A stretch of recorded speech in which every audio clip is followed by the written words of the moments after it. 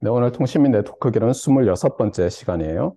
어나운스먼트 중에 중요한 것은 이제 기말 시험이죠. 기말 시험은 수업 시간에, 수요일 수업 시간에 보도록 하겠어요. 6월 7일. 그리고, 홈워크는 금요일까지 또 업로드가 될 거예요. 다음 주 월요일은 공휴일이라서 수업이 없고요. 우리가 보통 30번 클래스 미팅을 하기로 되어 있는데, 지난번 중간 시험을 볼 때 번호를 매기지 않았고, 기말 시험 볼 때 번호도 안 매겨져 있겠지만, 강의 업로드 할 때는, 결국 다 하면은 30번이 될 거예요. 그래서 그 문제는 없지 않나 이렇게 생각이 됩니다. 자, 그 다음에 그때 퀴즈 때도 한번, 번호를 안 매겼죠. 그래서 30번은 되고요. 보통 28번 정도 하는 것 같아요, 교수님들이. 자, 오픈 코스로 듣는 학생들은 제가 확인을 했는데, 올해 성적 입력 마감이 6월 16일 금요일이에요. 그래서 6월 15일 자정까지 모든 홈워크 퀴즈 이그잼을 다 끝내셔야 돼요. 그 다음에, 발런터리 프로젝트를 할 학생들도 6월 15일 자정까지는 저에게 보내주세요. 15분에서 20분 정도 발표고요. 본인이 얼굴이나 뭐 이런 게 발표하는 모습이 안 나와도 돼요. 그래서 예를 들면 파워포인트에 바로 음성으로 녹음을 하면서 표시를 해도 되고요. 제가 혹시 모를 표절 검사 이런 것 때문에 원본을 제출해 주기를 바래요. 그러니까 발표 원본이라고 하는 것은 영상 원본이 아니라 파워포인트 발표를 했으면 파워포인트 원본, 어, PDF로 했으면 PDF 프레젠테이션 파일 원본을 보내주셔야 되겠어요. 수강 신청을 하고 있죠, 다음 학기. 그래서 관련된 과목들이 뭐 여러분이 만약 전자과 학생이 아니라면 시노미 시스템을 듣기를 저는 권하겠어요. 이게 많이 도움이 됩니다, 나중에. 그리고 제가 말했지만 미국의 대학들은 일렉트리컬 앤 컴퓨터 엔지니어링 디파트먼트로 되어 있어서 필수 과목이죠. 그 다음 이 통신 과목을 듣고 통신에 좀 더 흥미가 생겼다. 그러면 다음 학기에 정보통신공학 개론이라는 과목이 있고 또 통신 및 네트워크 실험 과목도 있어요. 당연히 컴공과에 있는 이 과목들도 이 통신 및 네트워크 관련해서 중요한 과목들이고 우리 그 융합부전공에서도 융합부전공 선택 과목으로 인정을 받아요. 그리고 또 하나는 여러분이 나는 통신은 관심 없어 하더라도 요즘 AI에 관심이 많잖아요. 선형대수 과목은 꼭 들어 놓는 것이 도움이 될 것 같아요. 자, 지난 시간에 말씀드렸던 것 중에서 좀 헷갈리는 용어들이 있어요. 이게 참 보면 역사적인 어떤 흐름 때문에 논리적으로 보면 이 단어의 상대어가 저 단어가 맞는데 할 수 없이 그렇게 안 쓰는 경우의 예예요. 그러니까 예를 들면 이런 거예요. 예전에는 전화기는 당연히 와이어드 네트워크에 연결이 돼 있었죠. 그러다가 제가 아마 한 중학교 3학년, 고등학교 1학년 때 우리나라에 소위 말하는 무선 전화기, 그러니까 코드리스 폰이었어요. 그때는 코드, 코드, CORD, 코드리스 폰이 유행하기 시작했어요. 그래서 어떻게 하냐면 집에 예를 들면 아버지께서 어느 날 이만한 박스에 어, 전화기인데 안테나가 달려 있는 걸 하나 가져오셨어요. 그럼 어떻게 하느냐? 집에 이제 그 전화 꽂는 잭이 있잖아요. 거기다가 꽂고 그다음에 밥을 주고 어댑터로 그다음에 얘가 전화가 돼요. 그러니까 어떤 일이 발생합니까? 이제 누워서 침대에 누워서 전화가 되는 거죠. 저 멀리 있고 이게 무선 전화기라고 불렀어요. 그러니까 그때는 코드리스니까 코드도 뭐 선이잖아요. 그래서 코드리스 폰을 무선 전화기라고 불렀거든요. 그러다가 문제는 뭐예요? 이제 우리가 요즘 얘기하는 이동 전화 시대가 왔는데 엄밀히 얘기하면 얘도 와이어리스죠. 그러니까 와이어드의 반대말은 와이어리스잖아요. 근데 와이어드도 유선이고 와이어리스도 와이어드는 유선이고 와이어리스가 그러면 무선일 텐데 논리적으로는 문제는 코드리스 폰을 무선 전화기라고 부르다 보니까 구별을 하기 위해서 우리나라에서는 이동 전화라는 말을 많이 쓰기 시작한 거예요. 그래서 이제 좀 헷갈리게 된 거죠. 그래서 여러분이 코드리스 폰이랑 일종의 와이어리스 폰은 구별을 해야 되는데 와이어리스 폰은 말 그대로 하면 코드리스 폰도 와이어리스 폰이고 여러분이 쓰는 지금 스마트폰도 와이어리스 폰이죠.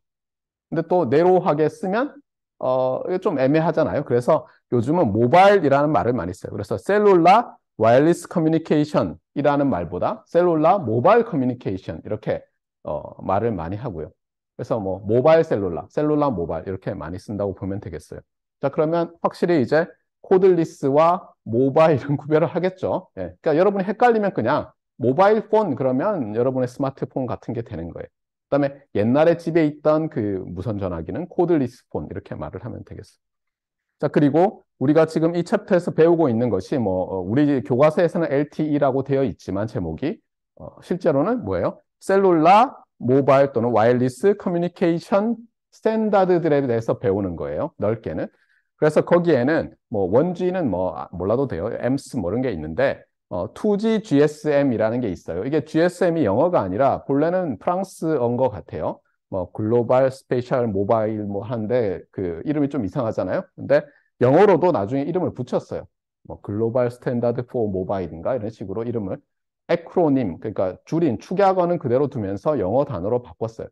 그래서 이 GSM이라는 게 유럽에서 쫙 퍼졌고 여러분이 잘 아는 노키아 이런 회사들이 어, 핸드폰을 잘 만들면서 엄청나게 성장을 했던 거죠.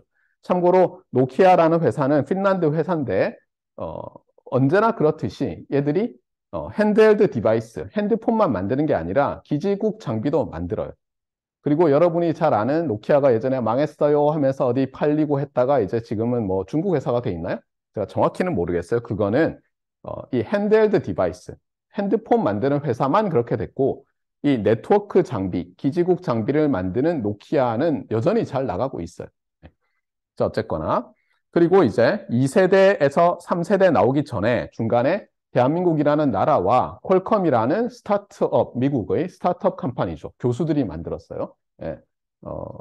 MIT 교수하던 사람도 있고, USC 교수하던 사람도 있고, 그 사람 전에는 UCLA 교수를 했나 이랬는데, 이 교수들이, 전에 한번 말한 적이 있는 다이렉트 시퀀스 스프레드 스펙트럼이라는 기술을, 좀 연구를 많이 했어요.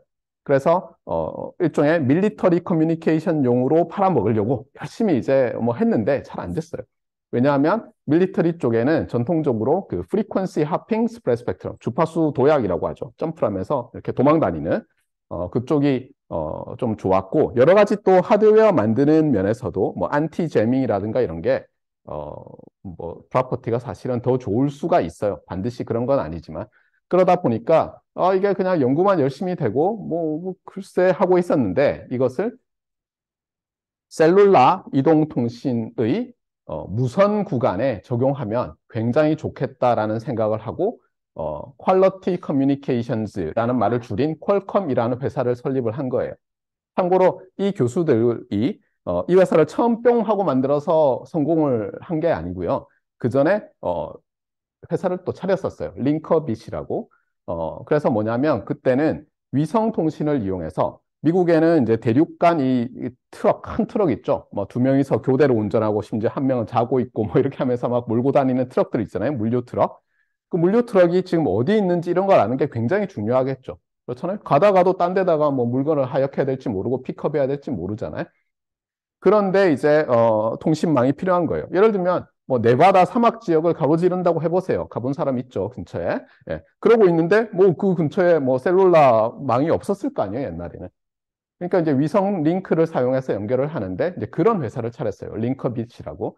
그래서 이 사람들이 실패한 건 아니고 제법 어느 정도는 좀 사업을 해본 경험이 있었던 거예요. 그런 상태에서 이 사람들이 이 다이렉트 시퀀스 스프레드 스펙트럼을 멀티플 억세스용으로 사용하면 셀룰라 이동 통신에서 굉장히 좋은 일이 생길 것 같다는 걸 알고는 퀄컴이라는 회사를 차린 거예요. 그때 이제 대한민국이 4세대 이동 통신을 하겠다라고 이제 G7 프로젝트 이런 거에 또 차세대 이동 통신을 넣어놨어요. 그때 이제 제가 고등학생인가 그랬는데 보면서 유럽이 꽉 잡고 있대요. 신문기사 옆에 유럽이 꽉 잡고 있는데 앞으로 이것이 유망해질 것이라서 대한민국의 미래의 먹거리를 위해서 선정했다 그러는 거예요. 그러면서 이제 사람들이 이렇게 코멘트 달아놓은 거 이런 거 보면 되겠어 우리가 약간 이런 네. 그런 상태에서 기존의 GSM이라는 스탠다드는 유럽 회사들이 모여서 컨소시엄을 이루어서 디벨롭을 했고 스탠다드를 기기도 잘 팔고 있는데 거기 뒤늦게 뛰어들어서 뭘 하기가 쉽지 않잖아요. 그런 와중에 제가 알기로는 공무원 중에 한 분이 미국의 퀄컴이라는 회사가 새로운 이 라디오 액세스 테크놀로지를 개발하고 있다. 그런데 교수들이 만들었다고 한다. 상당히 프라미싱한데 보니까 지난번에 얘기했지만 라디오 액세스 네트워크 쪽은 좀 아는 것 같은데 코어 네트워크 쪽은 전혀 모르고 PSTN이랑 어떻게 연동해야 될지는 기술은 사실 없는 거죠. 그거는 기술적인 거니까 정말. 그래서 이 회사랑 조인트를 해서 뭔가 사업을 하면 되지 않을까. 그래서 우리나라에서 이제 국책 사업이니까 당연히 그때는 소위 말하는 권위주의 시대 정부니까 이 A 회사, B 회사, C 회사 잘하는 엔지니어들 다 불러서 애트리에 다 몰아넣고 되잖아요. 애트리에도 잘하는 박사들 막 뽑고 있는 사람들 보고 개발하시오 이렇게 된 거예요. 그리고 놀랍게도 두 회사, 두 조직이 어떻게 보면 그 애트리를 주축으로 한 어떻게 보면 이동통신, 차세대 이동통신 개발 뭐 부서겠죠. 거기와 퀄컴이 굉장히 이 성공적으로 디벨롭을 하면서 표준을 쓴 거예요. 그러니까 실제로 표준이라기보다는 그냥 이 스피시피케이션을 하나 쓴 거예요. 이런 식으로 시스템을 만들면 그것이 우리 시스템과 호환되는 거다. 그래서 퀄컴이 처음에는 핸드폰도 만들었어요. 지금은 여러분 생각에 핸드폰에 들어가는 그 칩 만드는 패블리스 컴퍼니로 알고 있는데 하드웨어를 만들었어요. 그래서 퀄컴 핸드폰도 있었고요. 그래서 홍콩에서 처음으로 서비스가 되고 국가로는 홍콩은 국가가 아니었으니까 지금도 대한민국에서 처음으로 이 CDMA1이라고 나중에는 이름을 CDMA1이라고 했는데 그때는 그냥 CDMA라고 했어요. 그래서 뭐 2세대는 아니고 2.5세대다 이렇게 하면서 처음으로 우리나라가 이 CDMA를 기지국 장비도 만들고 핸드폰도 거의 최초로 뭐 퀄컴도 만들고 했지만 만들어서 갑자기 이 시장에 뛰어든 거예요. 놀랍게도 이 CDMA를 한참 개발할 때 제가 수업을 듣고 있던 모 대학교 학부 수업 시간 중에 교수님이 저 프로젝트는 실패할 거다 이런 말씀하셨어요. 저건 안 된다. 네. 그러니까 어떤 건지 알겠죠? 그러니까 심지어 통신을 전공하는 대학 교수가 실패할 거라고 생각했던 걸 해낸 거예요. 그러니까 정말 대단하죠. 참고로 이제 그냥 지나간 말인데 그 당시에 그 공무원이 이제 상부에 올렸을 거 아니에요? 퀄컴이라는 미국 회사와 같이 연구 개발을 하겠다 그랬는데 그 장관인가 차관이라는 분이 질문을 했대요.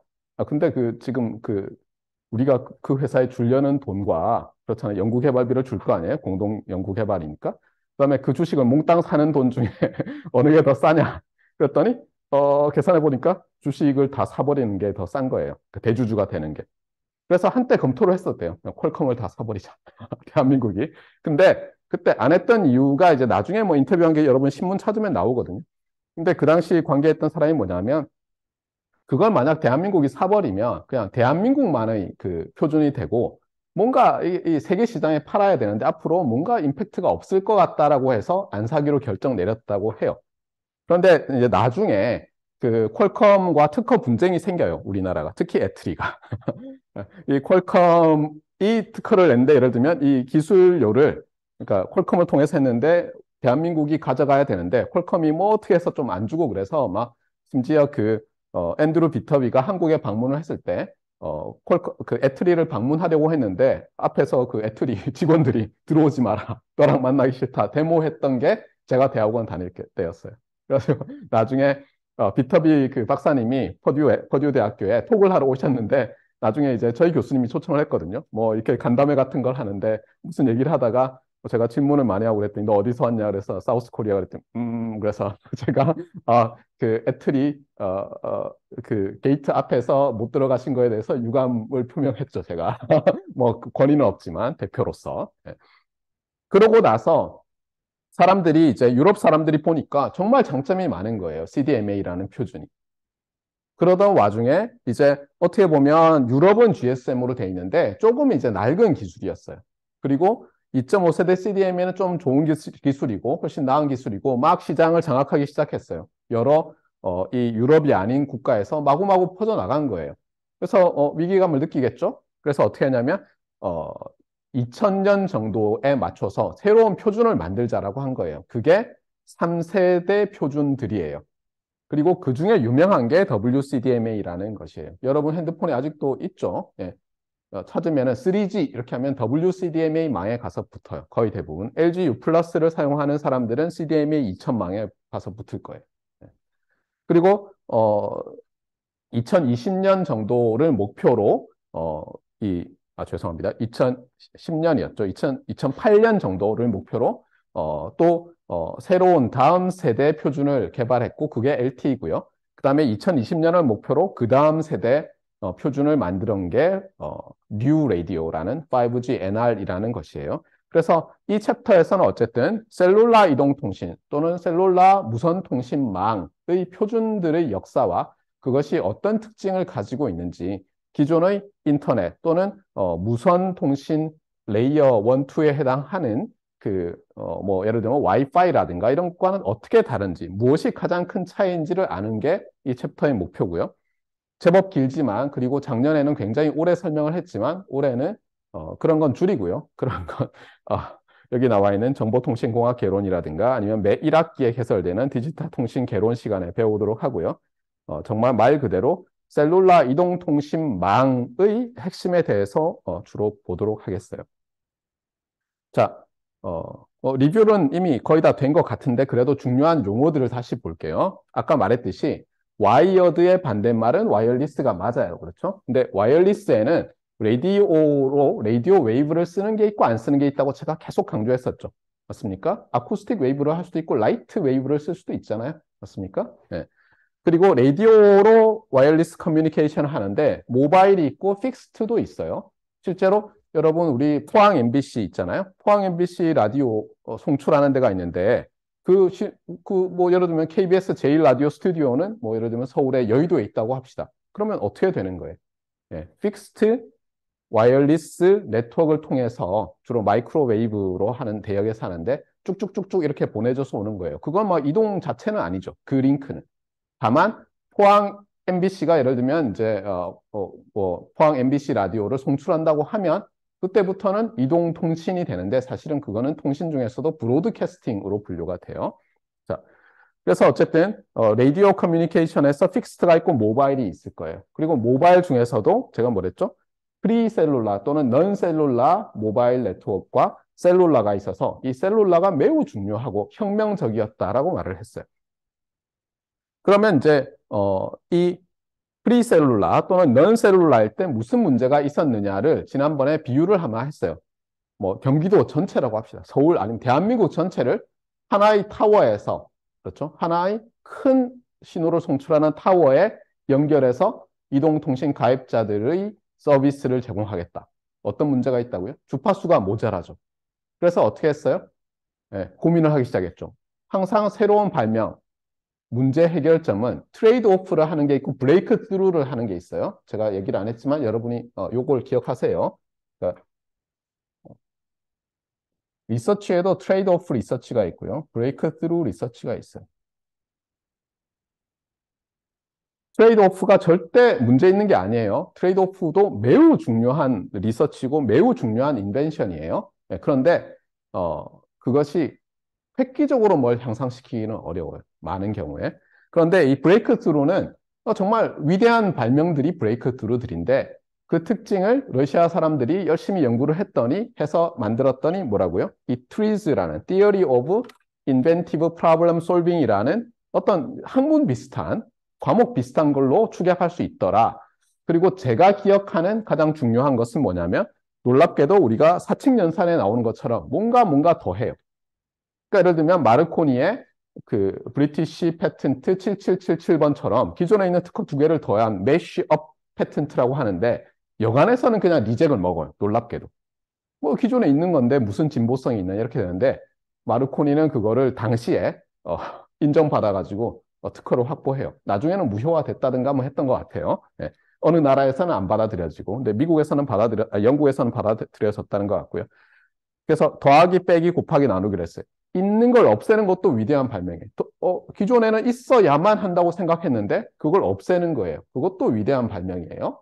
그 다음에 곱하기는 여기서 정말 뭘 산술 연산으로 곱하기를 했다는 게 아니라 하나 있는 것을 여러 개로 하면서 뭔가 해내는 것. 그 다음에 나누기라고 하는 것은 뭔가 하나로 돼 있었는데 그걸 조그만 부분으로 쪼개면 또 달라지는 이런 것들도 굉장히 훌륭한 발명들이 더라는 거예요. 그리고 이 또 하나는 뭐냐면 스케일스한 리소스를 기존에 내가 어번던트한 리소스로 어떻게 대체해 나가느냐 하는 것도 굉장히 훌륭한 발명들이 더라는 거예요. 그래서 여기서 어떻게 보면 넌셀룰라에서 또는 프리셀룰라에서 셀룰라로 넘어올 때는 어떻다고요? 그 커버하는 에리어를 잘게 쪼갠 거예요. 그리고 하나의 큰 라디오 스테이션을 안 만들고 큰 파워로 송출하는 스테이션을 만드는 게 아니라 이제 각각의 셀마다 조금 하나씩의 기지국, 베이스 스테이션을 놓는 거예요. 그래서 어떻게 보면 스케어스한 리소스라는 주파수를 어번던트 리소스인 기지국으로 바꿔치기 하는 거예요. 그러면 이제 어떻게 되느냐? 그전에는 하나 프리셀룰라는 어떻게 되냐면 기지국 수는 적어요. 그런데 나쁜 점은 뭐냐면 이동국이라고 하죠. 축구 선수가 아니라 모바일 스테이션 수도 적어요. 그리고 트랜스미션 파워가 굉장히 강해야 돼요, 둘 다. 나쁜 점이죠. 그 다음에 모바일 트랜시버도 굉장히 커야 되죠. 그래서 차에 넣고 다니고 심지어 폼 잡으려고 카폰이 없는데도 안테나만 달고 다니고 이런 우스꽝스러운 일이 있었다고 했었죠. 그런데 이것이 셀룰라 컨셉이라는 것이 발명되면서 AT&T 벨 랩스에서 발명됐다고 해요. 어떤 일이 생겼어요? 이제는 수가 늘어났어요. 모바일 스테이션 수도 늘어났어요. 이게 핵심이죠, 그렇죠? 우리가 서브스크라이버, 그러니까 가입자 수를 늘리는 게 중요하잖아요. 그래야지 산업이 돌아가기 시작하니까. 그리고 핸드헬드 디바이스도 작아졌어요. 왜냐하면 스몰 파워를 내니까. 그럼 이제 정말 들고 다닐 수 있는 거예요. 차에 싣고 다니는 게 아니라. 나쁜 점은 뭐죠? 기지국이 늘었는데 과연 이게 나쁜 거냐? 왜냐하면 주파수가 훨씬 비싼 거예요. 이번에 제가 오기 전에 찾아봤는데 그 뒤에 나오겠지만 5G FR2, Frequency Range 2, 28GHz 대역에 이동통신 3사가 평균적으로 2,080억 원을 주고 정부에 그 주파수 대역을 받아왔대요. 사용 허가를. 그러고는 사용 안 해서 돈은 다 날리고 반납했죠, 이번에. 2,080억은 엄청나게 큰 거죠. 여러분이 연봉이 1억 원이에요. 몇 년 동안 일을 해야 2,080억을 벌 수 있죠? 네. 어마어마한 돈이죠, 사실은. 그렇잖아요. 가입자들한테 도대체 얼마씩 받아야지 2,080억을 메꿀 수 있어요. 그러니까 사실 이동통신 3사는 큰일 난 거죠. 그렇죠? 그 정도로 주파수는 비싸요. 그런데 기지국 장비, 물론 2,080억보단 비쌀 거예요. 근데 기지국 장비를 깐 다음에 사람들이 그것을 열심히 사용하면 사용료를 받아서 충분히 메우고도 남죠. 그 다음에 주파수는 못 만들어내지만 하드웨어야 뭐 만들면 되잖아요, 우리가. 전자전기 시스템이니까. 그래서 말했지만 핵심적인 것이 뭐냐면 scarce 리소스를, 즉 여기서는 주파수죠. abundant 리소스, 기지국 장비들로 대체해 나가고, 그 다음에 파워를 떨어뜨리니까 파워를 떨어뜨려서 그 셀에서만 커버하게 하고, 그다음에 파워를 떨어뜨리고 그러면 이제 어떻게 됩니까? 이동국, 모바일 스테이션도 그전에는 뭐 30km, 40km 떨어진 곳에 기지국이 있었을 수도 있지만 이제는 한 1, 2km밖에 안 떨어지니까 송신 파워도 줄일 수 있고 그러면 이제 배터리 파워드 트랜시버가 가능한 거죠. 그전에는 자동차에 싣고 자동차에 있는 제너레이터랑 연결을 해놓은 거예요. 발전기랑. 근데 이제 그런 게 필요 없게 된 거예요. 그러니까 엄청난 아이디어죠. 그래서 지금도 제가 강조했지만 뭐 마이모, 멀티 안테나 테크놀로지, 새로운 코딩 뭐 오만 얘기를 하지만 일부 통신쟁이들은, 그러니까 우리 교수들 중에서 일부 그룹 사람들은 셀을 계속 작게 쪼개자. 그게 최고 아니냐. 라디오 커뮤니케이션에서는. 왜냐하면 셀을 자꾸 작게 쪼개면 어때요? 여기서 제가 100GHz의 대역을 쓴다고 해보세요. 엄청난 양을 받을 수 있잖아요. 근데 파워를 굉장히 적게 써요. 그래서 바로 옆방에서도 또 그 대역을 똑같이 쓸 수 있어요, 누가. 그러면 뭐 좋잖아요. 대신에 어때요? 포항공대 LG 연구동 안에만 해도 이 기지국에 해당하는 무슨 스테이션, 뭐 와이파이 라우터 비슷하게 생긴 게 수없이 많이 깔려야 되겠죠. 네, 그런 단점은 있지만 그런 것들은 어떻다고요? 새로운 알고리즘이 나와서 수학적으로 이렇게 하면은 그 리소스를 마구마구 쓸 수 있을 것 같아요. 빔포밍을 하고 뭐 어댑테이션을 하고 뭐 심지어 벽에다가 어때요? 전도성 도배지를 한 다음에 거기다가 쏘면 반사돼서 갈 거 아니에요? 그러면 이쪽으로 또 그 주파수 대역을 또 쓰는 거예요. 이쪽으로도 쏘고 저쪽으로 맞고 저 학생한테도 쏘고 이런 오만 짓을 다 할 수 있죠.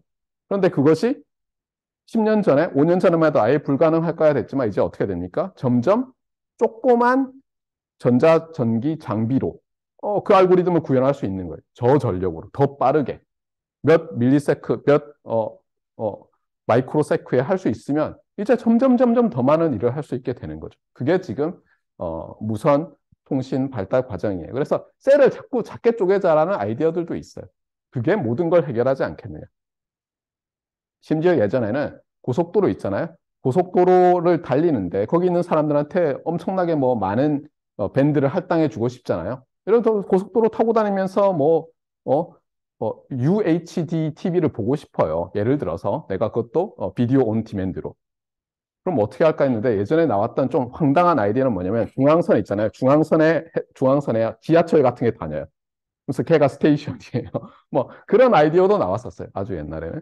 자, 어쨌거나. 자, 그러면 가장 기본적인 아이디어는 여러분이 배웠어요. 그러니까 프리셀룰라 모바일 커뮤니케이션은 핵심이 뭐라고요? 프리는 넓은 지역을 몇 개 안 되는 기지국들로 커버하려고 했어요. 그러다 보니까 서브스크라이버 수조차 많이 못하고 스트롱 파워를 내는 트랜스퍼가 필요한 안 좋은 점이 있었어요. 그래서 셀룰라 컨셉이라는 게 나오면서 셀룰라 이동통신 네트워크망을 만든 거예요. 그러면서 이 모든 게 가능해진 거예요.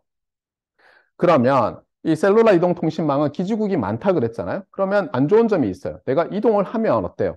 이 기지국에서 저 기지국으로 내 신호를 처리해주는 권한을 넘겨줘야 돼요. 그것을 여기 나와 있는 핸드오버라고 해요. 또는 핸드오프라고 하는데 일반적인 의미로는 핸드오프와 핸드오버는 같은 뜻으로 쓰이지만 일부 학자들 또는 일부 에리어에서는 두 개를 다른 뜻으로 해석을 해요. 근데 뭐 거의 비슷해요. 또 하나는 뭐냐면 셀이 이제 여러 개 있어요. 조금. 그러니까 이제 셀 플래닝이 어려워요. 예를 들면 그 전에 기지국을 만들어 놓고 그냥 잘 썼어요. 근데 갑자기 거기에 뭐 63층짜리 빌딩이 생기고 거기 사무실이 굉장히 많이 들어오면 어때요? 더 많은 수요가 생길 거잖아요. 그러면 이제 이거를 쪼개서 어떻게 뭐 이런 게 복잡한 일이 생기는 거예요. 왜냐하면 라디오 웨이브는 서로 간섭을 일으킬 수 있으니까. 지금 핵심은 뭐냐면 셀로 쪼갠 다음에 리유스, 재사용을 하려는 것이잖아요. 그런데 그게 이제 힘들어지는 거죠. 여기 그림이 있지만 요 각각이 지금 굵은 선으로 되어 있는 게 세븐셀 패턴이라고 하는 건데요. 예를 들면 전체 대역에 있는데 그걸 7개로 쪼갠 다음에 요 쉐이디드 에리어 또는 여기 이렇게 그어 놓은 에리어에서 쓴다고 합시다. 그러면 패턴이 이제 7개 중에 한 번씩 쓰는 거죠. 이렇게 함으로써 이게 전체를 한다면 몇 명 사용 못할 게 여러 명이 사용할 수 있는 거죠. 네. 그런데 내가 휙 지나가요, 차를 타고. 그러면 핸드오프를 해야죠. 빌딩이 갑자기 생겨요. 셀 플래닝을 해서 뭘 해야 되니까 쉬운 일이 아니었죠.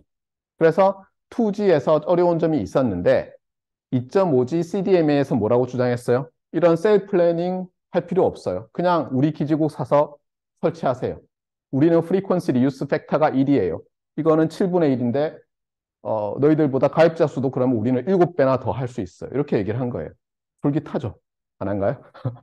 대단한 거였어요. 그래서 Transactions on Vehicular Technology라는 IEEE 저널에 보면 당시 퀄컴 엔지니어들이 CDMA 장점에 대해서 써놓은 논문이 있는데 몇백 배 좋아진다 이런 식으로 좀 과장해서 써놓은 논문이 아직도 실려 있죠. 한번 실리면 영원히 가니까. 근데 그때만 하더라도 2.5G까지만 하더라도 핵심이 뭐였죠? 전화를 무선으로 하는 거였죠. 이동으로. 그래서 궁극적으로는 뭐냐면 이 기지국들이 서로 연결이 돼 있고 또 이들이 어때요?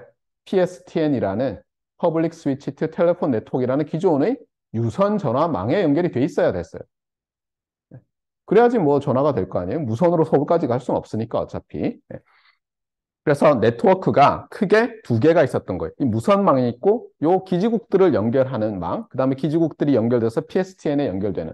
그래서 구별을 한 거예요. 무선 구간을 라디오 액세스 네트워크, 그 다음에 유선 구간을 코어 네트워크 오브 뭐 셀룰라 모바일 네트워크 이렇게 해서 어떻게 보면 셀룰라 모바일 커뮤니케이션 네트워크는 두 개의 네트워크로 서브 네트워크로 구성이 된다. 하나는 유선, 하나는 무선. RAN, 그 다음에 CN 또는 코어 네트워크라고 부른다. 그 다음에 여러분이 또 알아야 될 용어가 뭐냐면 이게 그전에는 기지국, 이동국 이렇게 했는데 표준에 따라서는 용어를 조금씩 달리해요. 여러 가지 이유로. 그래서 예를 들면 4G에서의 기지국은 E 노드 B 이렇게 불러요. 그 다음에 5G에서는 G 노드 B 뭐 이런 것도 있고요. 그 다음에 모바일 스테이션도 뭐 유저 이퀴먼트에서 UE라고 부르기도 하고 이런 용어들이 있어요. 그 다음에 이제 3G부터는 어떻게 됐어요? 데이터 트래픽이 굉장히 많아지기 시작했고 스마트폰이 나오면서 이제 4G, 5G에서는 데이터 트래픽 위주로 아예 코어 네트워크가 바뀌었죠. 그래서 All IP 여기도 있지만 All IP 코어 네트워크가 4G, 5G에서는 이제 사용되기 시작했어요. 그전에는 어때요? 표준 스피시픽한 코어 네트워크가 있었어요. 그래서 어떻게 했냐면은 왜 유럽 애들이 2G GSM이라는 시스템을 깔아놨다고 했잖아요. 그러니까 얘들은 어떻게 보면 와이어리스 구간은 GSM 라디오 액세스 테크놀로지로 돼 있었는데 유선 구간을 GSM 코어 네트워크라고 불리는 코어 네트워크를 가지고 있었어요. 근데 3G로 업그레이드를 하는데 생각해보니까 아니 잠깐만 퀄컴 거를 사다 쓴다고 하면 예를 들어서 코어 네트워크를 새로 깔아야 되잖아요. 그러니까 애들이 아 그건 싫은데 이러면서 어떻게 했냐면 3G WCDMA를 표준을 만들 때 코어 네트워크는 2G GSM의 코어 네트워크를 그대로 사용하는 걸 했어요. 그래서 여기도 있지만 3G WCDMA는 2G GSM 코어 네트워크를 그냥 쓰기로 한 거예요. 저렇기 때문에 우리나라에서 이제 3G 사업자를 선정할 때 어떻게 했냐면 우리나라에서는 WCDMA 2개, 맥시멈, CDMA 2000 2개 이렇게 했어요. 근데 세 사업자가 지원을 했어요. 자, 그러면 어떻게 됩니까? 최소 하나는 하라고 했으니까. 어쨌든 간에 2대 1이 되겠죠. 그런데 그러면 어떻게 되냐면 3대 0이면 어느 쪽이든 정부가 심사를 해서 제일 약한 프로포저를 쓴 애한테 일단 떨어뜨린 다음에 한 번 더 기회를 주는 거예요. 너 다른 쪽으로 할래 안 할래 이렇게. 정부가 그렇게 했었어요. 그런데 그때 제가 이제 막 대학원 마칠 땐가 대학원 생일 땐가 기억이 안 나는데 저는 뭐 코어 네트워크 새로 깔아야 되는데 우리나라에는 GSM 코어 네트워크가 없잖아요. 우리나라에는 다들 그때 이동통신 뭐 3사라면은 더 있었지만 실제로 다 CDMA 1용이죠. 이름은 뒤에 바뀌었지만 어쨌든 그 코어 네트워크가 이미 깔려 있는데 새로 깔 이유도 없잖아요. 그렇잖아요. 그래서 저는 그냥 또 CDMA 연구를 하다 보니까 퀄컴 표준 우리나라랑 같이 개발한 것을 이볼브한 CDMA 2000이 훨씬 나을 거라고 생각했어요. 그래서 뭐 사람들이 이제 토론방 이런 거 있잖아요. 그때도 있었어요. 뭐 사람들이 어떻게 될 것 같냐 그래서 제가 3사 모두 CDMA 2000으로 가려고 해서 피 튀길 거다라고 했는데 딱 까보니까 어떻게 됐어요? 3사가 전부 WCDMA를 하겠다고 했어요. 그러니까 얼마나 제가 순진한 인간이었는지가 드러나죠. 네. 그래서 봤더니 여러 가지 이유가 있었는데 그 중에 하나는 이제 저 CDMA 2000은 우리나라, 미국 정도만 사용할 것 같고 분위기가 WCDMA는 여전히 유럽은 전부 유럽은 뭐 30개, 40개국이 있잖아요. 그다음에 그때만 하더라도 핸드폰에 칩에 여러 표준을 한 번에 지원하지 않았어요.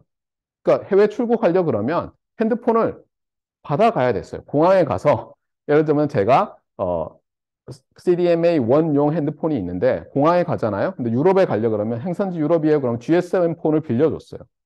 그럼 그거 들고 가는 거예요. 지금은 안 그렇죠. 그렇죠? 그냥 가면은 뭐 로밍 키고 뭐 하면 뜹니다. 이렇게 알려주잖아요. 그 당시는 그렇지 않았거든요. 그러니까 회사들 입장에서는 이제 여러 가지 홍보 효과들, 심지어 광고가 이렇게 나왔어요. 뭐, 넌 아직도 공항에서 핸드폰 받고 가니? 이제 이걸로 그냥 일반 사용자에게는 뭔가 WCDMA를 쓰는 게 훨씬 좋은 게 돼버리는 거예요. 어쨌든 여러 가지 이유로 우리나라는 WCDMA를 사용하는 두 사업자, KT와 SKT가 선정되고 LG U 플러스는 이제 기존의 CDMA 1을 계속 개량을 해서 CDMA 2000을 3G로 서비스를 한 거예요. 그러다가 이제 4G LTE가 나오면서 말했지만 아예 코어 네트워크를 새로 설계했어요. 왜냐하면 데이터가 워낙 중요하니까. 그리고 심지어 같은 예를 들면 SKT망 내에서 또는 같은 KT망 내에서 같은 LG U 플러스 망 내에서의 보이스 트래픽도 IP 패킷으로 해서 그냥 다 하는 거예요. 그러니까 처음에 3G 할 때만 하더라도 뭐 PSTN에 연결하는 것과 인터넷에 연결하는 게 다 중요했는데 이제는 적어도 우리 같은 가입자들 사이에서는 PSTN망에 연결할 필요가 전혀 없는 거예요. 그냥 나의 코어 네트워크 안에서 그냥 보내면 되는 거예요. 그래서 여러분이 그 핸드폰에 보면요. 그 보이스 오버 IP 온 오프 하는 게 있어요. 그걸 온 해놓고 아마 옵션이 돼 있을 텐데 그걸 끄잖아요. 그러면 옛날 전화처럼 뭔가 소리가 좀 고주파가 잘려 있고 좀 안 좋아요. 근데 보이스 오버 IP 그걸 켜놓잖아요. 그리고 같은 사업자들끼리 통화하면 굉장히 좋아요. 아마 다른 사업자로 하면 아직도 퀄리티가 중간에 PSTN 퀄리티로 떨어졌다 가서 조금 안 좋을 거예요. 한번 테스트를 해보세요. 자, 그래서 핵심적인 용어 중에서 이 코어 네트워크, 라디오 액세스 네트워크라는 게 있다라는 것이었고요. 지금 리뷰를 했더니 30분이 지나버렸는데 어쨌든 오늘은 섹션 1, 2, 3, 4, 5 뭐 굉장히 빨리 하고 챕터 9를 끝내려고 해요.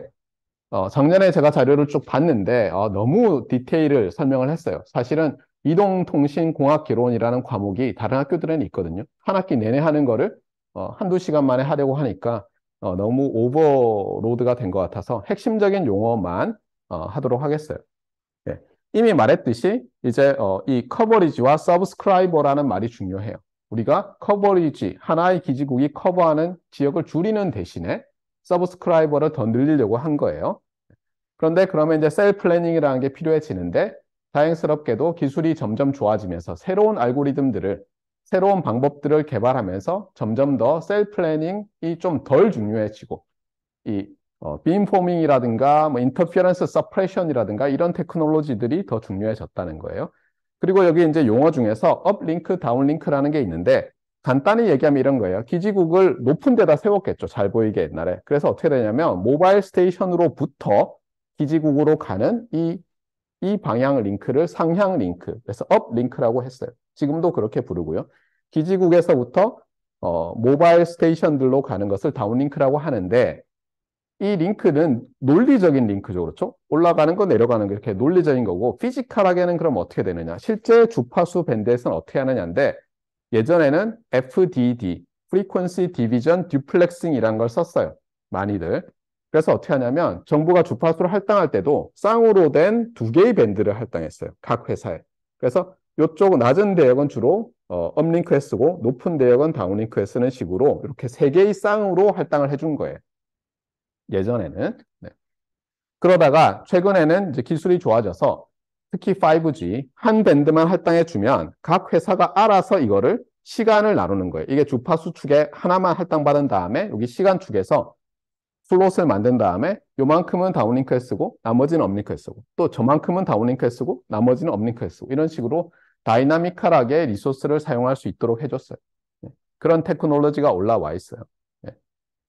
그래서 여러분이 기억해야 될 단어가 여기 있지만 업링크, 다운링크, 그다음 FDD, TDD 이런 상향 링크와 하향 링크의 다운링크와 업링크의 듀플렉싱하는 방법으로 크게 FDD, TDD가 중요하다 이렇게 보면 되겠고요. 그 다음에 말했지만 전력을 조종하는 건 중요하다고 했어요. 얘가 예전에 전체를 커버할 때처럼 세게 쏘면 어때요? 다 인터피어링 하잖아요. 그렇게 안 하고 조그만 파워로 쏘는 거예요. 또 하나는 요 핸드헬드 디바이스도 자기한테 할당받은 채널이 다른 데도 할당이 돼 있을 수 있잖아요. 그래서 얘도 일부러 적게 쏘는데 적게 쏘면 일단 배터리가 세이브돼서 좋죠. 근데 그렇다 하더라도 정교하게 컨트롤을 안 하면 인터피어런스가 막 생기기 때문에 라디오 커뮤니케이션에서는 이 파워 컨트롤이라는 것이 다운링크, 업링크에서도 둘 다 매우 중요해요. 자, 그 다음에 또 여러분이 기억해야 될 용어 중에서 한 번 나왔었죠. ITU, International Telecommunication Union. 그래서 UN의 산하기관이라고 했어요. 여기서 전 세계적인 일종의 라디오 프리퀀시 엘로케이션의 큰 그림을 그리고 회의를 해서 합의를 해요. 그래서 심지어 예를 들면 그 적도의 천구의 적도상에 정지 궤도를 하나씩, 정지 위성을 하나씩 놓잖아요. 왜냐하면 자기 지역을 커버해야 되니까 그런 회의들을 여기서 해요. 그래서 몇 도, 천구의 적도 어느 위치에는 어느 나라의 위성이 있고 거기서는 폴라라이제이션을 뭐 어떻게 해서 그 다음 간섭을 피하고 이런 게 다 여기 회의에서 결정되는데 주의할 것은 뭐냐면 ITU의 조직 중에서 주파수 이 플래닝 또는 할당과 관련해서 이 새털라이트 쪽과 여러분이 하나 기억해 줬으면 좋겠다는 게 새털라이트 쪽과 모바일 쪽은 서로 다른 조직이에요. 그래서 예를 들면 우리가 6G, Next Generation 모바일 커뮤니케이션에서 뭔가 이 위성 통신과도 연결이 잘 되면 좋겠다. 스페이스X의 뭐 이런 것처럼. 그런데 그것이 ITU 차원에서 그렇게 이 몰지 되는 게 두 가지, 그러니까 랜드 모바일이죠. 얘는 새털라이트고 이게 논의되고 있지는 않아요. 하지만 계속해서 이 새털라이트뿐만 아니라 예를 들면 비행선을 띄운다든가 고고도 풍선을 띄운다든가 하는 non terrestrial 네트워크와 이런 모바일 같은 터레스트리얼 네트워크를 통합하려는 움직임은 이 3GPP, The Third Generation Partnership Project라는 이 컨소시엄 내에서 계속 논의되고 있어요. 참고로 아까 제가 3G WCDMA 이런 얘기를 했잖아요. 그 3G 표준화 할 때 여러 컨소시엄이 만들어졌는데 사실은 그 중에 하나가 더 3GPP라는 거예요.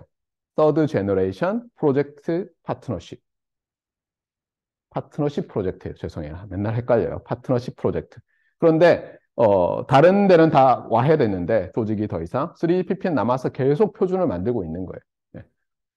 어쨌거나 그래서 이제 어떻게 했냐면 ITU에서 이 모바일 쪽을 담당하는 워킹 그룹에서 이 IMT라는 이름의 International Mobile Telecommunication이라는 이름 하에 번호를 붙여가지고 전 세계적으로 우리가 이동통신 표준화를 이런 식으로 하자라는 회의를 해서 결정을 해요. 리콰이어먼트를 쓰고. 처음 나온 게 제가 대학원 막 졸업하려고 해죠. 2001년에 졸업했는데, 물론 이 IMT 2000이라는 것은 그 전에 나와서 2000년을 타겟으로 뭔가 표준화를 하자라는 거예요. ITU에서 나온. 그때 이름을 사람들이 3G라고 했어요. 그리고 보이스 대부분, 데이터 조금. 그래서 이제 그때 결국은 ITU가 프로포저들을 받았어요. 그래서 3GPP도 프로포저를 낸 거예요. 그게 WCDMA예요.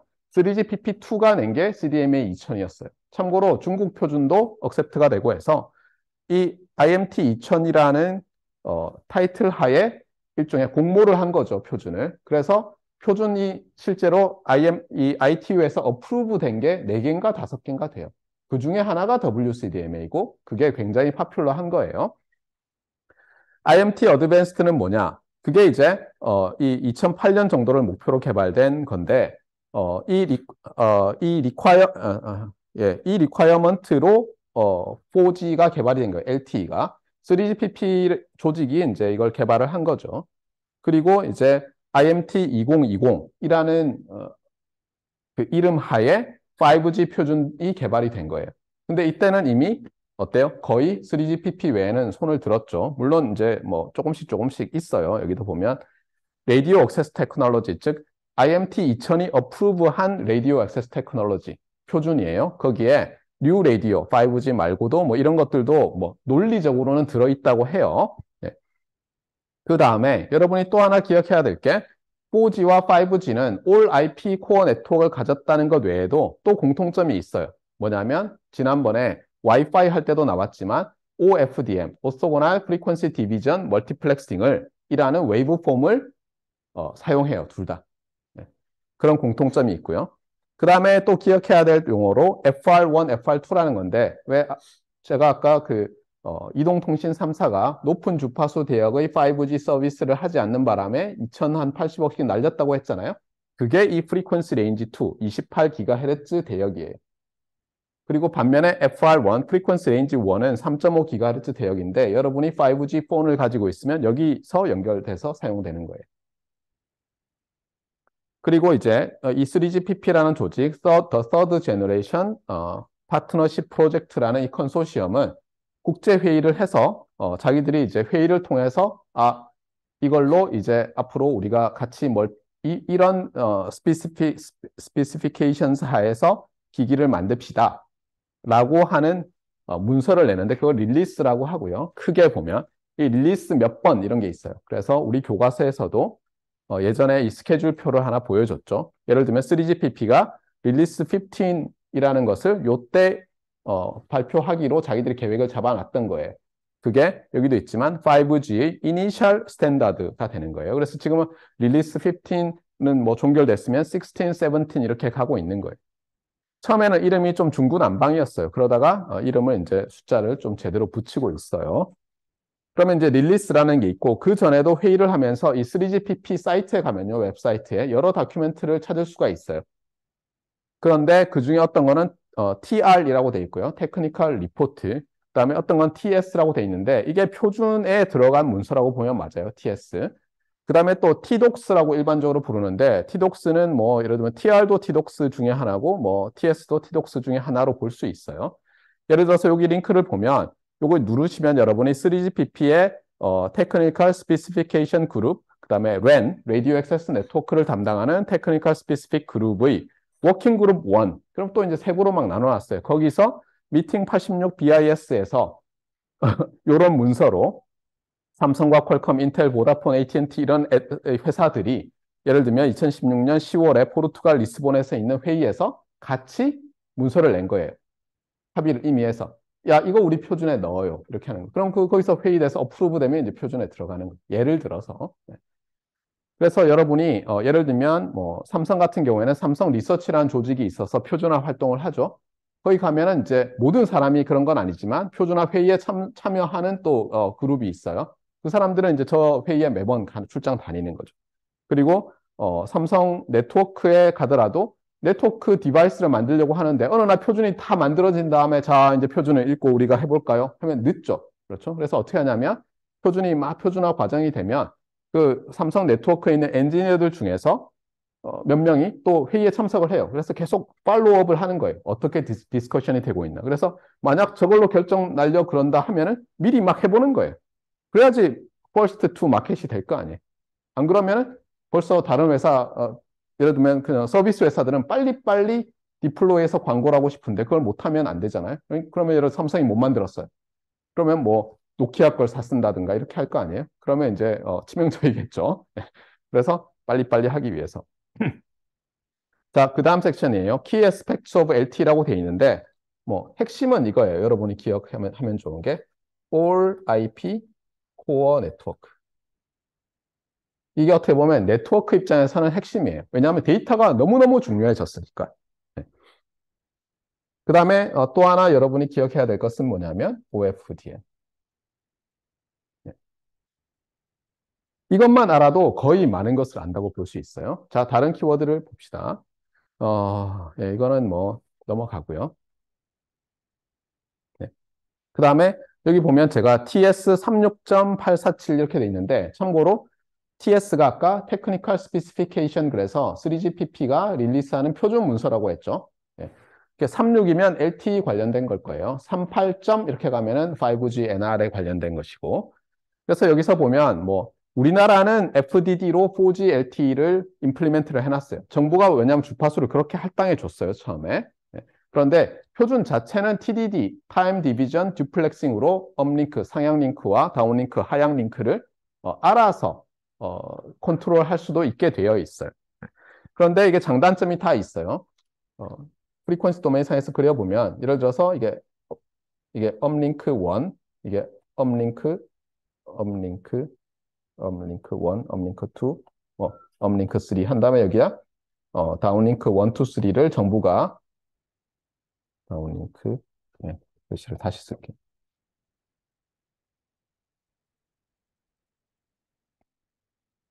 주파수 대역이 있는데 정부가 요만큼을 잘라서 세 등분해서 1, 2, 3 해서 여기 다운링크, 업링크에 써라. 그다음에 이렇게 해서 또 1, 2, 3 해가지고 다운링크에 쓰라라고 해서 예를 들면 1번 회사가 여기를 받았어요. 2번 회사가 여기를 받았어요. 3번 회사가 여기를 받았다고 합시다. 그런데 우리가 시노미 시스템 이런 거 받아 배워서 알지만 주파수 영역에서 아주 샤프하게 모든 시그널을 탁 자를 수가 없어요. 그러면 어떻게 해야 됩니까? 얘와 얘 사이에 뭐 뭔가 넣어야죠. 빈 공간을. 이런 것들을 간단히 얘기하면 가드 밴드라고 하는 거예요. 알겠죠? 가드 밴드는 좀 낭비되는 것 같은 느낌이 들죠. 네, 저걸 어떻게 줄일까 하는 것도 중요하죠. 또 한편 TDD를 하면 이쪽이 타임축이에요.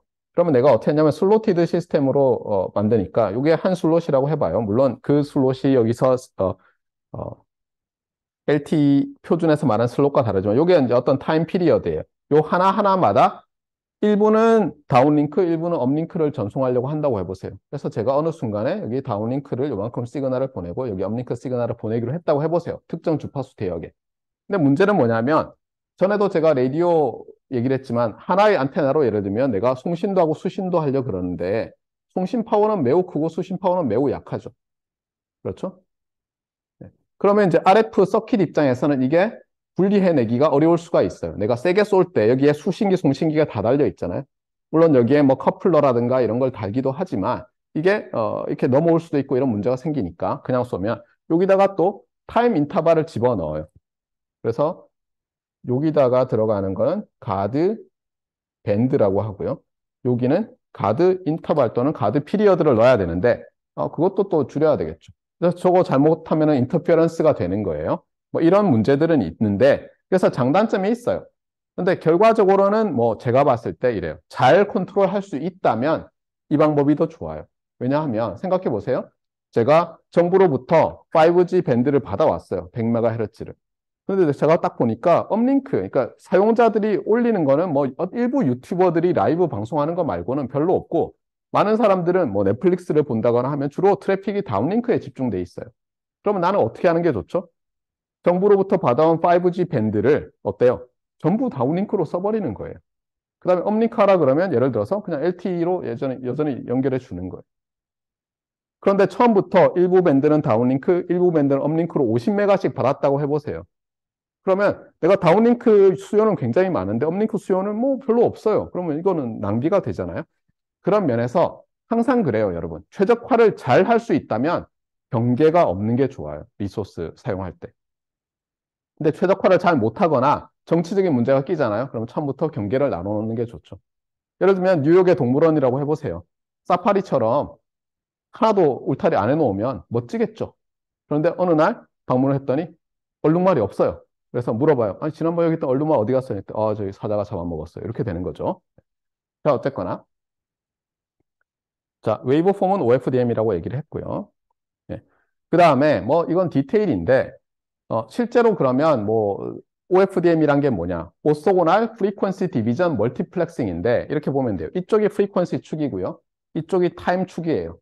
그래서 어떻게 하냐면 로지컬하게, 피지컬하게도 이렇게 돼 있지만 로지컬하게 매트리스를 만들어요. 그래서 어떻게 보면 행렬을 보내는 거예요. 로지컬하게는.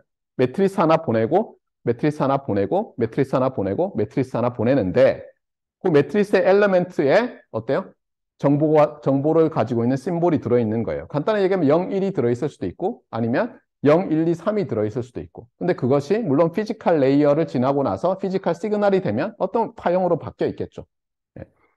그런데 요 매트리스 하나에서 요 각각 엘리멘트에 해당하는 거 있잖아요. 매트리스 엘리멘트, 그것 리소스 엘리멘트라고 해요. 왜냐하면 각각의 행이 프리퀀시를 말하고 각각의 열이 타임을 말해요. 간단히 얘기하면. 그래서 요 하나가 리소스 엘리멘트고요. 그 다음에 이 가로축으로 12개. 그러니까 행렬로 하면 열수 12개씩으로 끊어서 리소스 블록이라고 해요. 아, 죄송합니다. 12개 이쪽으로. 네. 그래서 예를 들어서 1RB 그러면 큰일이에요.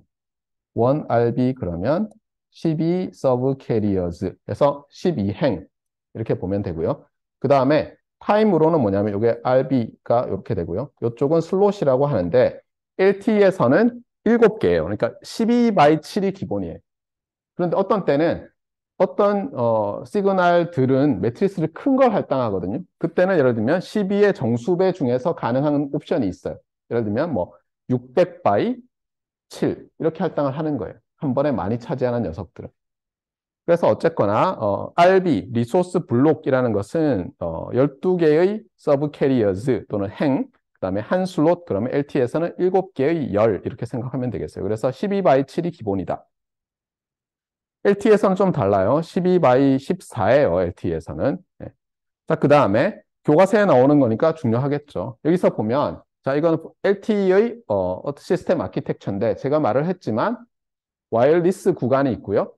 와이어드 구간이 있고, 이건 우리가 배운 인터넷이에요. 자, 한번 봅시다. 여러분이 이제, 보이스가 아니라 데이터 트래픽 위주의 모바일 셀룰라 망을 만들어요, 표준을. 자, 어떻게 하겠어요? 어쨌든 간에 여러분이 인터넷에다가 주긴 줘야 되겠죠. 어떤 패킷은. 하지만 어떤 패킷은 내 가입자망, 내가 SK텔레콤이에요. KT예요. 보니까 여기서 어떤 유저가 KT망에 있는 그렇잖아요. 유저와 뭐 예를 들면 카톡을 주고받고 싶어요. 그러면 이렇게 해서 갔다가 올 필요 없잖아요. 물론 가야 되겠죠. 왜냐하면 여기에 카카오톡 회사가 밖에 있으면. 근데 카톡 회사랑 예를 들어서 제휴를 해서 어떻게 해요? 요 안에서 도는 건 이렇게 보내고 뒤늦게 나중에 이렇게 가도 되는 거죠. 뭐 방법이 많이 있어요. 어쨌든 간에 핵심은 뭐냐면 아니면 아까처럼 SKT 가입자들 간에 보이스 오버 IP로 텔레폰을 한다고 합시다. 그럼 밖으로 나갈 필요가 없잖아요. 그래서 어떻게 하냐면은 올 IP 네트워크임에도 불구하고 두 개로 게이트웨이를 나눠놨어요.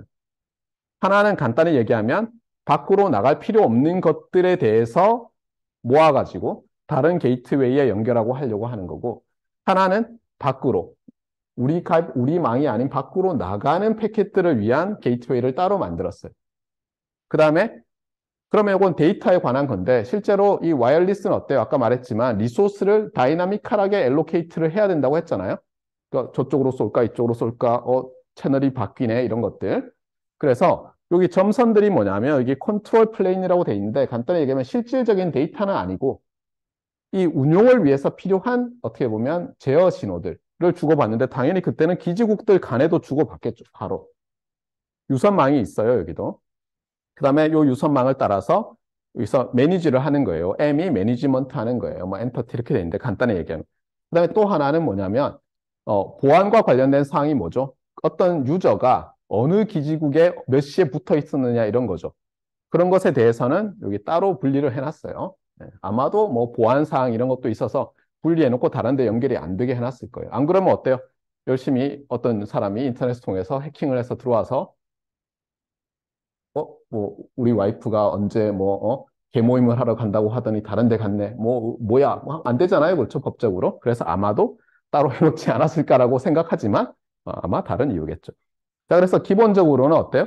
라디오 액세스 네트워크와 코어 네트워크고 이 코어 네트워크와 라디오 액세스 네트워크에서 유선망도 어때요? 데이터 플레인이라는 것과 컨트롤 플레인이라는 걸로 크게 보면 나눠져 있어요. 그래서 데이터 플레인은 말 그대로 정말 데이터들, 우리가 주고받을 데이터들이 날아가는 거고, 컨트롤 플레인은 이 이동통신망을 운용하는 데 필요한 정보들, 제어 신호들이 왔다 갔다 하는 데다 이렇게 보면 되겠어요.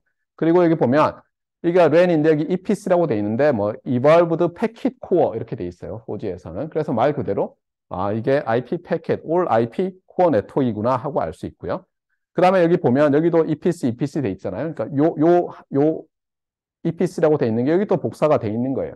물론 여기서는 인터넷 들어가고 나면 내 회사 EPC로 가더라도 뭐 인터넷 갔다 가는 것 같지만 일부는 그렇게 만들 수 있겠지만 최대한 우리 것들끼리는 바로 연결을 해놨을 거예요, 이제는. 그래야지 레이턴시를 맞출 수 있거나 또는 적어도 이 망은 인터넷이 아니잖아요. 그럼 이 안에서는 뒤에 우리가 배우겠지만 굉장히 중요한 개념이 네트워크 뉴트럴러티를 만족시키지 않아도 돼요. 그 얘기는 뭐냐면 중요한 서비스, 특히 5G에서 울트라 릴라이어블 또는 로우 레이턴시로 뭘 하겠다고 하는데 여기 들어가 버리면 개런티가 안 되잖아요. 근데 개런티 되는 서비스들을 할 수 있기 때문에 아마도 이 그림은 좀 나이브하게 그린 것 같고 제가 봤을 때 같은 회사의 EPC들은 당연히 아니면 이게 하나의 회사의 전체 EPC를 나타내는 것일 수도 있고요. 막 그렇게 해석을 해야 될 것 같아요. 예. 그래서 요 안에서 다 왔다 갔다 한다 이렇게 보면 되겠어요. 네, 그렇게 봅시다. 그러면 이렇게 합시다. 네, 괜히 교과서가 틀렸다고 자꾸 주장하는 것보다는 예를 들면 EPC 오브 예를 들면 이게 SK텔레콤이고 이건 EPC 오브 KT고 이건 EPC 오브 LG U 플러스다 이렇게 뭐 해놓고요. 네, 이러면 간단하겠네요. 네, 이렇게 봅시다. 네. 그러면 지금 요게 기지국 한두 개가 아니라 전체 망이라고 보면 이제 간단해지겠죠. 이렇게 합시다. 네, 코어 네트워크니까. 네, 네, 저게 더 맞을 것 같아요. 자, 여기는 이제 쭉 넘어가겠어요. 네. 그 다음에 또 중요한 것 중에 하나는 뭐냐면 어쨌든 저도 어떤 때는 3G 그냥 켜놓거든요. 배터리 문제 이런 것도 있고 그래서 그러면 어떻게 되냐면 표준이 서로 다른 것 간에 나를 핸드오프를 시켜줘야 될 때가 있어요. 어떤 지역에 갔더니 LTE가 안 깔려 있어요. 그러면 3G로 옮겨야 될 거 아니에요. 그래서 핸드오프도 뭐 서로 다른 회사의 LTE만 가는 핸드오프도 있고 그럼 협약이 돼 있어야 되겠죠. 네. 그 다음에 서로 다른 레디오 액세스 테크놀로지 간단히 얘기하면 이제 요게 라트가 뭐 3G의 어떤 라트냐 4G의 라트냐 이렇게 보면 되겠어요. 간단히 얘기하면. 그러면 3G면 뭐 여기 예를 들면 WCDMA도 있겠고 CDMA 2000도 있겠고 뭐 4G면 LTE도 있겠고 뭐 다른 몇 개가 있는 거죠. 예를 들면. 그래서 어쨌든 셀룰라에서는 핸드오프가 매우 중요하다. 그 다음 이제 오늘 아마 마칠 때까지 이 얘기를 한참 할 텐데 그러면 이제 뭐 지금까지 배운 네트워크에서 레이어 1, 2 부분이 어떻게 보면 뭐 바뀐 것 같죠. 예. 또는 All IP 네트워크라고 했으니까 자기들 내부 네트워크는 어때 레이어 3로 볼 수 있겠죠. 서비스를 해주는. 밖으로 나갈 때만 아까 보면 게이트웨이가 2개 있었잖아요. 밖으로 나가는 트래픽에 대해서만 기존에 우리가 배웠던 더 TCP/IP 프로토콜 스택, 그 다음에 TCP/IP 그 프로토콜 스위트에 맞춰서 통신을 하면 되는 거죠, 그렇죠? 네. 그러면 이제 레이어 1, 2는 어떻게 돼 있느냐인데, 이게 굉장히 복잡해요. 굉장히 복잡한데 여기서는 우리 교과서 그림이 아니라 그 인터넷에서 가져온 유튜브에서 가져온 그림인데요. 이게 OSI 7 레이어라는 거예요. 그래서 우리는 그때 밑에 피지컬 데이터 링크 네트워크 트랜스포트 그다음에 그냥 다 어플리케이션이라고 했는데 일종의 어플리케이션 부분이 쪼개져 있는데 엄밀히 얘기하면 그 어플리케이션과 이 어플리케이션 레이어는 같은 게 아니래요. 근데 어쨌든 그래서 이렇게 쪼개지는데 핵심은 뭐냐면 이제 어쨌든 레이어 1, 2겠죠. 예, 왜냐하면 여기는 올 IP 네트워크이고 기존에 있는 네트워크 장비를 사서 쓸 거고 다만 프라이어타이즈를 해서 쓸 거예요. 내가 기존의 더 인터넷의 스위치로 쓰면 내가 프라이어타이즈 하면 잘못하면 잡혀가죠. 잘못하면 쫓겨나는 거죠. 넌 안 돼, 이렇게. 왜냐하면 뭐 미국에서 예를 들면 한국에 있는 IP 어, 라우터들은 뭐 우리 트래픽 포워딩 안 해주겠다 이래버리면 바로 망하죠. 예, 그렇잖아요. 미국이 보면 넷 뉴트럴러티, 네트워크 뉴트럴러티라는 것을 법으로 굉장히 강제하고 있거든요. 예. 그런데 뭐 어쨌든 나의 4G나 5G 망 내에서는 내가 SK텔레콤, KT, LGU 플러스예요. 그러면 프라이어타이즈를 할 수 있고 그래요. 근데 어쨌든 걔는 레이어 3부터는 일종 기존에 있던 걸 그냥 쓴다고 보면 돼요. 마디파이를 해서. 그러면 이제 레이어 1, 2가 중요할 텐데 여기 나와 있지만 데이터 링크 레이어를 여러 서브 레이어로 바꿔요. 이 비슷한 아이디어가 와이파이 할 때도 나왔었죠. 여기는 이제 쪼개고요. 그다음에 그러면 이제 이 데이터 링크 레이어가 어떻게 설계되어 있는가가 매우 중요하겠죠. 실제로 뭘 만들려고 하면. 그리고 이 레이어도 서브 레이어로 돼 있기 때문에 저 서브 레이어마다 엔지니어가 있는 거예요. 실제로. 엔지니어링 하는 사람들의 그룹이. 그 사람들이 그러면 요 서브 레이어를 어떻게 이해하는지를 보기 위해서 요거 책에 없지만 가져왔어요. 제가 생각할 때는 요거를 조금 설명해 주는 게 여러분이 그래도 우리는 이동통신공학이라는 과목이 없으니까 여러분이 조금이라도 이동통신망이 지금 어떻게 돼 있는지 이해하는 데 도움이 될 것 같아서요. 그래서 이 부분이 이제 소위 말하는 레이어 2 데이터 링크 레이어예요. 기본적으로는 이렇게 했어요. LTE를 처음 만들 때는 이 레이어를 서브 레이어 두 개로 쪼갠 거예요. 하나는 라디오 링크 컨트롤 레이어. 그다음에 하나는 맥 레이어. 이건 많이 들어봤죠. 그렇죠? 맥 레이어란 말은 와이파이 할 때도 들어봤어요. 네. 그러면 이제 서브 레이어 두 개로 쪼갰으면 이 위에는 레이어 3겠죠. 레이어 3에서는 어때요? IP 패킷이 내려오죠. 레이어 3로는 IP 패킷이 올라가죠. 맞습니까? 네. 그렇잖아요. 여러분의 핸드폰이 있어요. 핸드폰에 예를 들면 구글 뭘 깔았어요. 그러면 여러분이 그 앱을 쓰면 어때요? 위에서부터 뭐 예를 들면 더 인터넷 프로토콜 5 레이어라고 생각하면 위에 애플리케이션 레이어로부터 어때요? 트랜스포트 레이어에서의 어떤 TCP 세그먼트가 만들어지고 그 다음에 IP 패킷이 만들어질 거 아니에요. 걔가 이렇게 뿅 내려온 거예요. 여러분 핸드폰 안에서. 그러면 그까지는 그냥 기존에 똑같죠. 근데 이제는 어때요? 여러분이 그 데이터를 4G LTE로 처리하냐, 5G NR로 처리하느냐, 3G WCDMA로 처리하느냐에 따라서 그렇잖아요. 여러분이 켜놓은 스위치, 가입해놓은 상품에 따라서 여기서부터 달라지는 건데 LTE는 어떻게 하냐면 IP 패킷을 받으면 레이어 2에서 상위 서브 레이어는 RLC 레이어라는 거 뒤에 또 나와요. 그 다음에 여기 맥 레이어가 있고 여기는 이제 피지컬 레이어인데 여기서 어떻게 하냐면 이 채널이라는 것을 정해요. 그래서 이름이 굉장히 복잡해요. 근데 여기서 말하는 채널은 라디오 프리퀀시 밴드가 있고 그걸 쪼개놓은 채널이라는 것과는 달라요. 그러니까 말 그대로 하면 논리적인 채널이에요. 피지컬한 물리적인 채널이 아니라. 근데 문제는 그 논리적인 로지컬이라는 이름이 일반적인 큰 뜻의 로지컬이라는 것이 있고 또 작은 의미의 로지컬이 있어요. 근데 여기서 안타깝게도 이름을 여기 지금 써놓은 PCCH, BCCH 해놓은 여기 CH가 채널이거든요. 요 그룹에 있는 녀석들을 이 표준에서는 로지컬 채널들이라고 해요. 그 다음에 여기 지금 맥 레이어의 어떻게 보면 맥 레이어가 피지컬 레이어로 연결되는 요 채널들 있잖아요. 그러니까 어떻게 보면 맥 레이어가 이렇게 내려갈 때는 출력에 해당하고 이렇게 올라갈 때는 입력에 해당하는 요 녀석들. 여기도 보면 PCH, BCH 다 CH니까 채널인데 얘들을 트랜스포트 채널이라고 해요. 미치겠죠, 그렇죠? 왜냐하면 우리가 트랜스포트 그러면 어디 있어야 돼요? 저 레이어 4에 있어야 되잖아요. 맞아요? 그다음에 로지컬 그러면 반대말은 피지컬일 것 같은데 그렇게 이름을 붙이지 않았어요. 그래서 처음에 헷갈리는데 그냥 이 LTE에서는 간단히 얘기하면 이렇게 보면 돼요, 여러분이. 그러니까 기존에 있던 용어와 좀 다른 것이 로지컬 채널이라는 게 여기 들어있고요. 데이터 링크 레이어 한가운데. 그 다음에 트랜스포트 채널이라는 게 레이어 1, 2 사이에 있고 그 다음에 레이어 1 내부에서 피지컬 채널이라는 것과 피지컬 시그널이라는 걸로 또 그룹이 나눠져 있어요. 그래서 이 동그랗게 생긴 녀석들 있잖아요. 이게 인풋으로도 사용되고 아웃풋으로도 사용돼요. 여러분 기억하겠지만 레이어 3와 4에서도 어때요? 여기 동그라미가 있었죠. 그게 뭐였어요? 포트였죠. 기억납니까?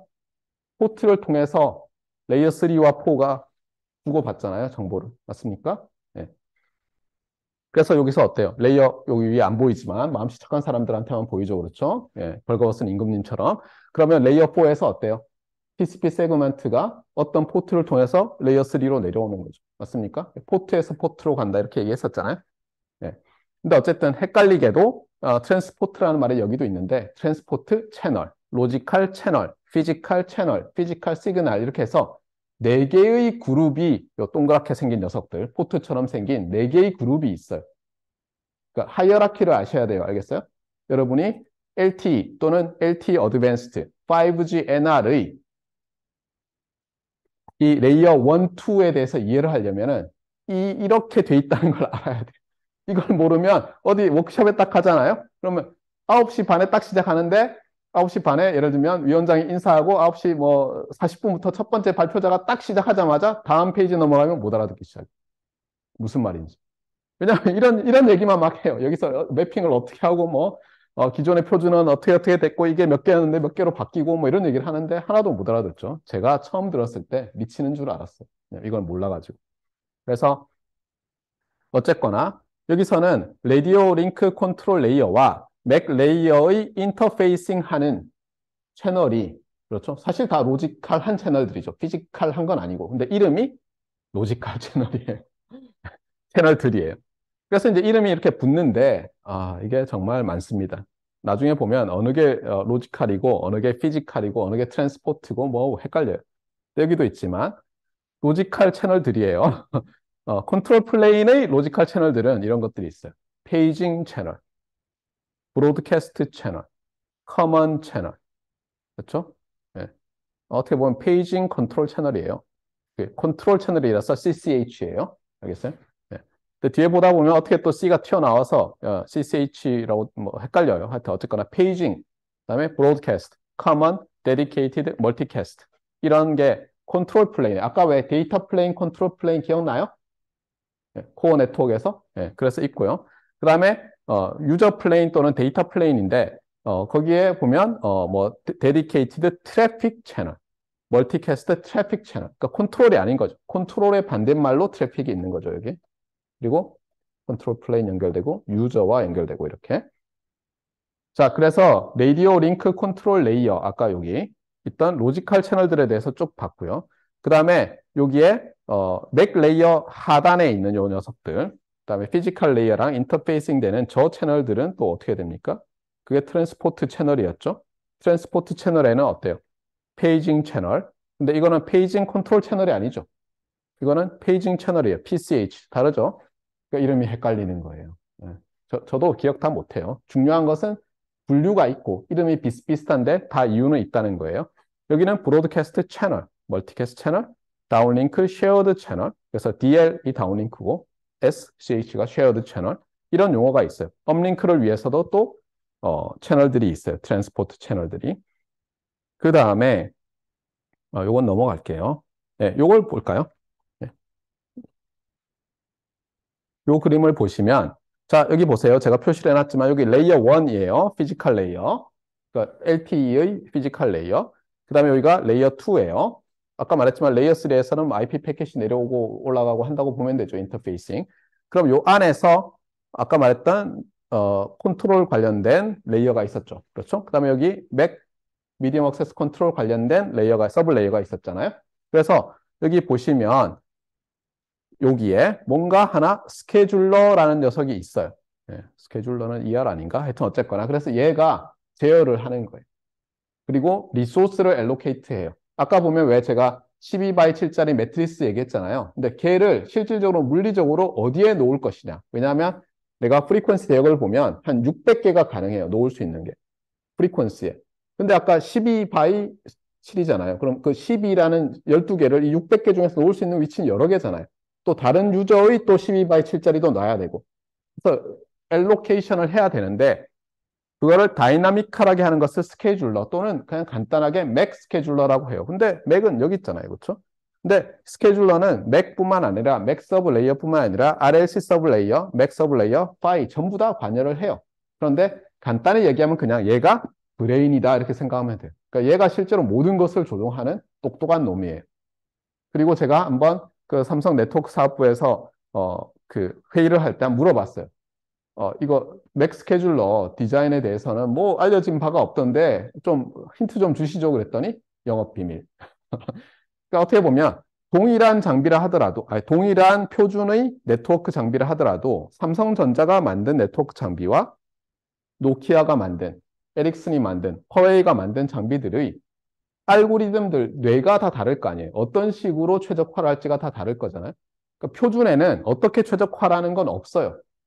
최적화하기 위한 어떤 컨스트레인트들은 주죠.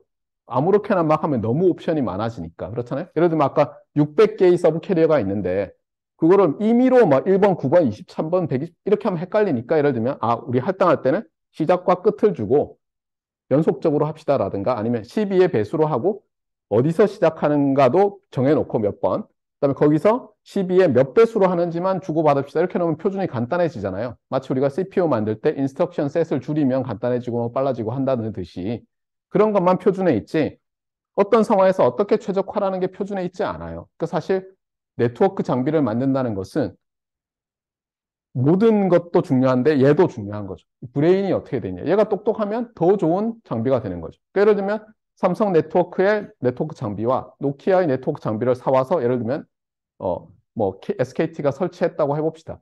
근데 대충 같은 환경인 것 같은데 삼성 게 훨씬 더 잘 작동한다고 해보세요.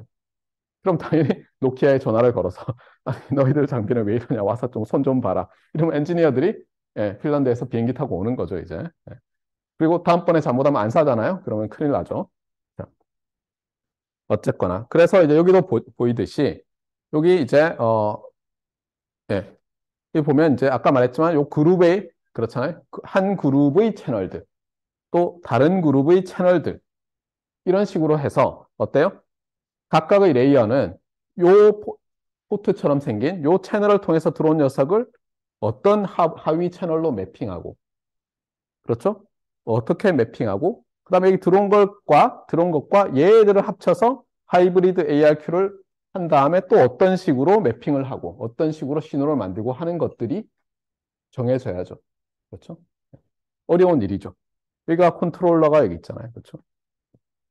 그래서 여러분들이 이 표준 관련된 세미나, 워크숍에 가보면 다시 말하지만 여기 나와 있는 네, 로지컬 채널들, 그다음에 트랜스포트 채널들, 그다음에 나와 있는 피지컬 채널들과 피지컬 시그널들을 여러분이 자주 보게 될 거예요.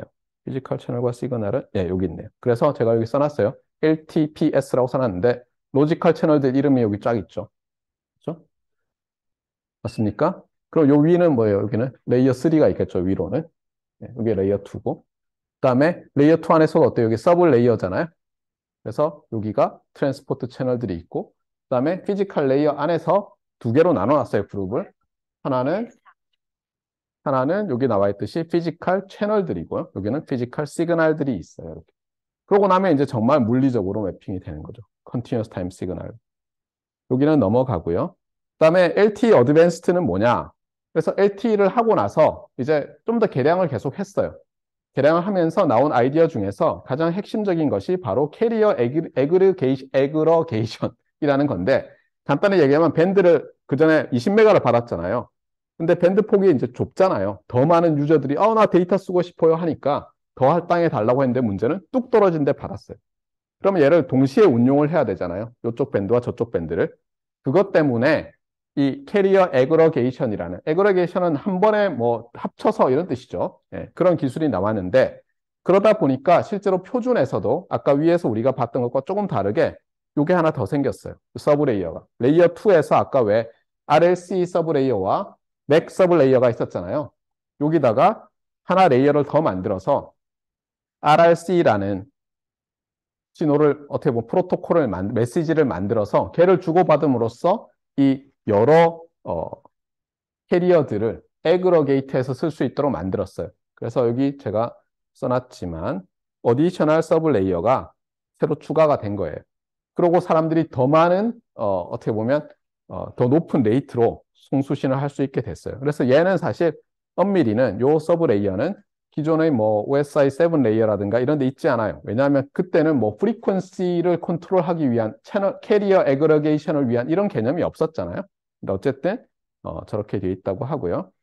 그 다음에 그래서 어쨌든 간에 뭐 마이모 테크놀로지는 또 사용이 됐고요. 예, 그래서 커버리지와 커패서티가 마구마구 올라갔다. 이게 핵심이 되겠어요.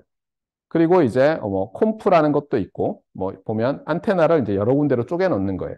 한 군데다 해놓고는 광 케이블로 안테나와 라디오 헤드를 저 멀리 두고는 통제를 하는 거예요.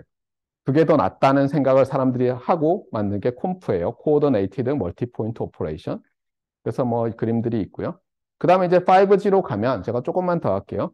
5G는 4G를 해서 이제 사람들이 우와 너무 좋아 이렇게 됐잖아요. 그러고 나서 새로운 표준을 만들고 새로운 장비를 팔아먹고 이렇게 하면 어때요? 지각 변동이 생길 수 있잖아요. 표준을 만들면. 그럼 당연히 지금 1등이 아닌 기업들 빼고는 전부 다 관심을 갖겠죠. 뭔가 판이 흔들려야지 내가 시장을 더 크게 확대할 기회가 생기니까. 그래서 열심히 새로운 우리 기술들이 나왔으니까 새로운 알고리즘들이 만들어졌으니까 거기 맞는 표준을 만들자라고 해서 열심히 개발을 했어요. 그래서 실제로 지금 표준이 완성이 됐죠. 예. 그랬는데 문제가 생겼죠. 말했듯이 킬러 앱이 없는 거예요. 예. 4G에 비해서 그냥 빨라졌다는데 빨라진 걸로 뭘 할 거냐.